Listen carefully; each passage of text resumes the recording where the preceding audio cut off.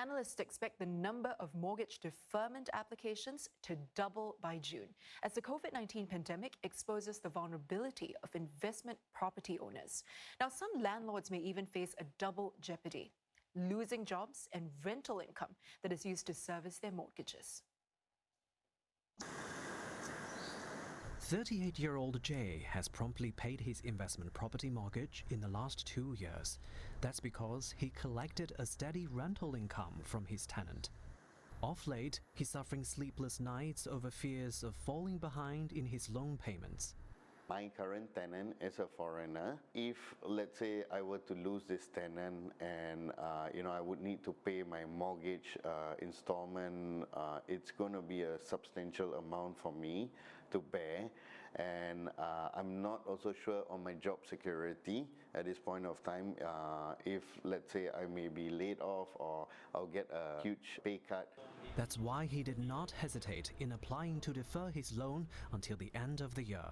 In ranks of people who really apply for the deferment, loss of jobs, cut in pay, and then immediately we go into investment property owners. When you can't rent out your investment property to cover your mortgage, you immediately encounter a cash flow issue.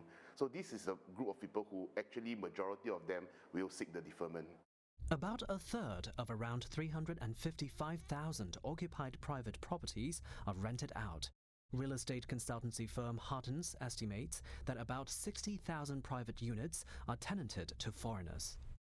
Because the job support scheme is actually aimed at protecting jobs of local, so the 55 to 60,000 foreigners will be the group that will be the one that it will be facing higher risk at this moment, because there is actually little support to actually help to protect their jobs. So if they should lose their jobs or even have a drop in terms of their income, then it may affect their ability to continue to rent the properties.